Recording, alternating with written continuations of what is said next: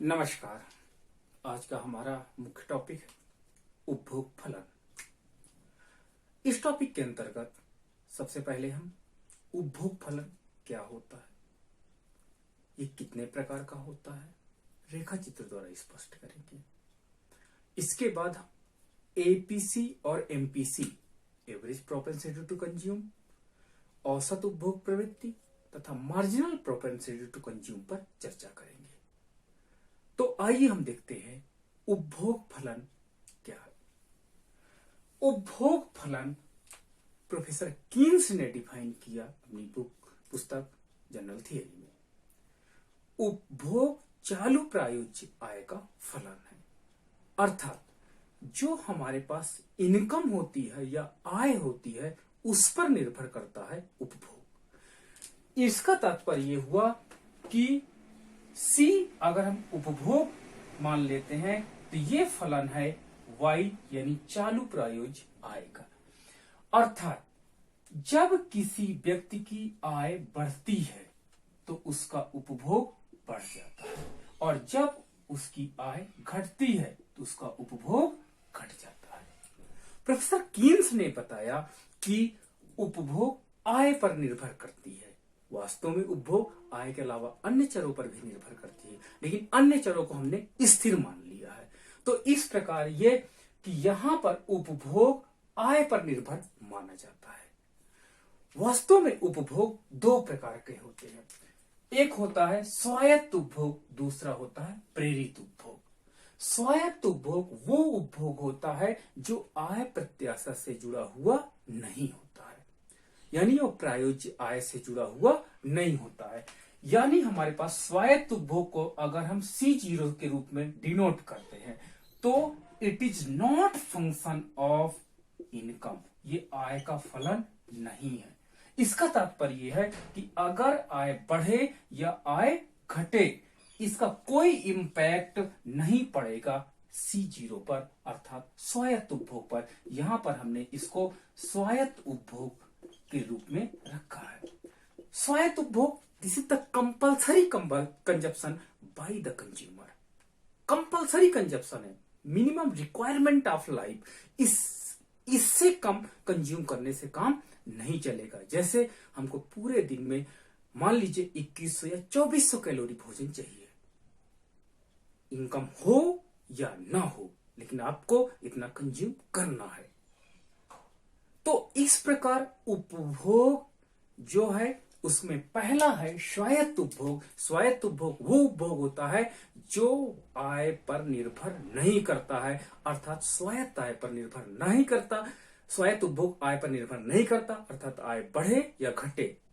मतलब एक मान के चलिए, एक ऐसा व्यक्ति जिसके पास 0 इनकम है, फिर भी उसको दिन में 10, 20, 50, 100 कुछ रुपीस चाहिए ताकि वो अपना कंजप्शन इस तरह मेंटेन कर सके। मिनिमम रिक्वायरमेंट ऑफ लाइफ है।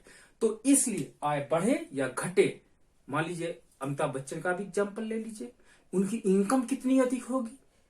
अंबानी को ले लीजिए, उनकी इनकम बहुत ज्यादा है, तो क्या वो दाल चावल छोड़ करके कुछ खाते होंगे? दाल चावल या सोने के दाल चावल तो खाने नहीं लगेंगे। इस प्रकार minimum style of the life जो होता है वो डिपेंड करता है कि आपका स्वायत्त उपभोग कितना है। स्वायत्त उपभोग का तात्पर्य हुआ कि आप अपने मिनिमम रिक्वायरमेंट ऑफ लाइफ कितना है। तो यहां पर हम स्वायत्त उपभोग को डिफाइन करते हैं। आइए हम स्वायत्त उपभोग का अगर हम रेखा चित्र के माध्यम से स्पष्ट करें तो स्वायत्त उपभोग आय का फलन नहीं होता, यानी C0 is the not function of income, ये आय का फलन नहीं होता है। इसलिए आय बढ़े या घटे, ये दैट रिमेन कांस्टेंट है। इसलिए आपका जो डायग्राम होगा, अगर हमने यहां पर ये बेस एक्सिस है दैट इज OX, ये हमारे पास OY एक्सिस है। अब इन दोनों में नीचे हमने ले लिया इनकम, मान लीजिए यहां पर हमने ले लिया स्वायत्त उपभोग, यहां पर हमने स्वायत्त उपभोग को ले लिया। अगर आपकी इनकम 0 है तो अपनी लाइफ को सरवाइव करने के लिए मान लीजिए आपको 100 रुपी पर डे चाहिए, ये 100 रुपीज है सपोज दैट। तो यह अगर आपकी इनकम बढ़ जाती है, सपोज दैट 100 हो जाती है तो आपको फिर भी स्वायत्त उपभोग को मेंटेन करने के लिए 100 रुपीज चाहिए। अगर आपकी 200 हो जाती है तो भी आपको इतना चाहिए। आपकी 300 हो जाती है तो भी स्वायत्त उपभोग यानी 100 रुपीज तो मिनिमम आपको रिक्वायरमेंट है। ये 400 हो जाती है तो ये आपके पास, तो that is parallel to the x axis. ये C0 लाइन है यानी स्वायत्त उपभोग रेखा जो आधार अक्ष के समांतर है और समानांतर होने के साथ साथ स्वायत्त उपभोग स्थिर है। स्थिर का तात्पर्य होता है कि दैट इज पैरेलल और इसकी स्लोप क्या है, इसकी स्लोप 0 है, अर्थात ये आय बढ़ने या घटने का इस पर कोई प्रभाव नहीं पड़ता है। तो इस प्रकार हमने डिफाइन किया कि स्वायत्त उपभोग मिनिमम रिक्वायरमेंट ऑफ लाइफ है, जीवन निर्वाह की कम से कम या न्यूनतम आवश्यकता है, उससे हम स्वायत्त उपभोग कहेंगे। अब हम डिस्कस करते हैं प्रेरित उपभोग। प्रेरित उपभोग वो उपभोग होता है जो प्रायोज्य आय या चालू आय का फलन है, अर्थात प्रेरित आय जो हमारे पास प्रेरित उपभोग है दैट इज CY। यहां पे हमने CY सिंबल दिया है इंड्यूस्ड कंजप्शन को प्रेरित उपभोग के लिए। प्रेरित उपभोग के लिए it is the function of Y। ये फलन है लेकिन ये इसका फलन नहीं है, अर्थात C0 it will be not determined by income, but यहां पर प्रेरित उपभोग इनकम पर निर्भर करता है। और ये अगर आय बढ़ेगी तो ये उपभोग बढ़ेगा और आय घटेगी तो ये उपभोग घटेगा। तो that have the positive relationship between income and consumption. तो यहां पर हम पॉजिटिव कोरिलेशन देख सकते हैं। रेखा चित्र में जब हम इसको देखते हैं स्वायत्त उपभोग को, तो ये हमें ओरिजिन से ऊपर की ओर उठती हुई एक रेखा मिलती है। ओरिजिन से ऊपर उठती हुई एक रेखा का तात्पर्य होता है कि हमारे पास जब इनकम 0 है, देखिए इनकम यहां पर नीचे हमने इनकम लिया है और ऊपर हमने कंजप्शन लिया है। जब हमारी इनकम 0 है तो प्रेरित उपभोग भी 0 है।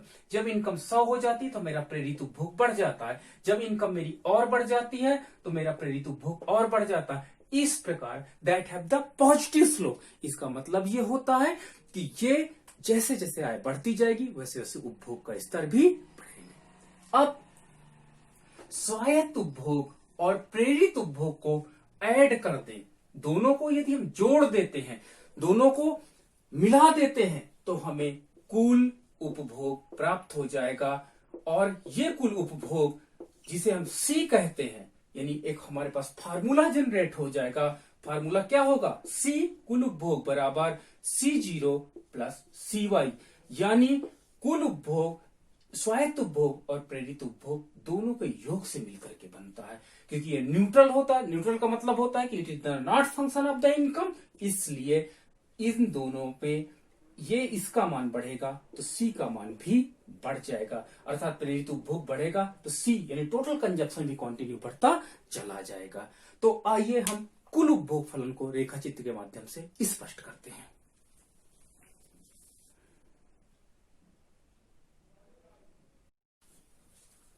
अब हम यहां पर ये देख रहे हैं कि C यहां पर टोटल कंजप्शन को दिखाता है, ये हमारे यहां पर ऑटोनोमस कंजप्शन को दिखा रहा है, और ये हमारे पास इंड्यूस्ड कंजप्शन को दिखा रहा है। प्रेरित उपभोग, कुल उपभोग, औसत उपभोग और औसत ऑटोनोमस कंजप्शन या स्वायत्त उपभोग और इंड्यूस्ड कंजप्शन।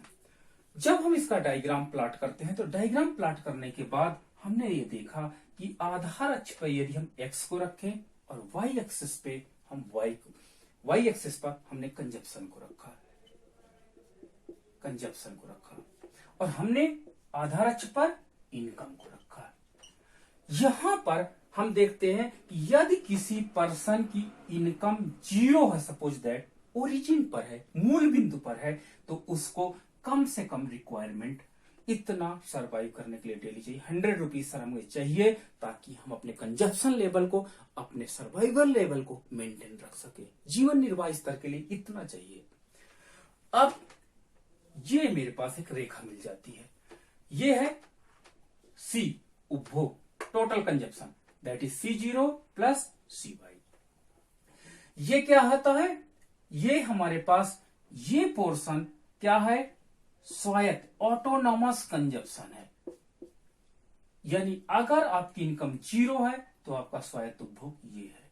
लेकिन अगर आपकी इनकम बढ़कर के OY1 हो जाती है, सपोज दैट 1000 हो जाती है, तो आप ये डॉटेड पॉइंट से आप देख सकते हैं कि डॉटेड पॉइंट में ये दिखाया रहा है कि इसमें का इतना पोर्शन, कितना पोर्शन आपका A और B, आप दो चीज देख सकते हैं। Y1A तो स्वायत्त उपभोग का पार्ट है, ऑटोनॉमस कंजप्शन का पार्ट है। लेकिन जो AB कंजप्शन बढ़ा, देखिए यहां पर AB कंजप्शन बढ़ गया है, ये AB कंजप्शन इंड्यूज कंजप्शन के नाम से जाना जाता है।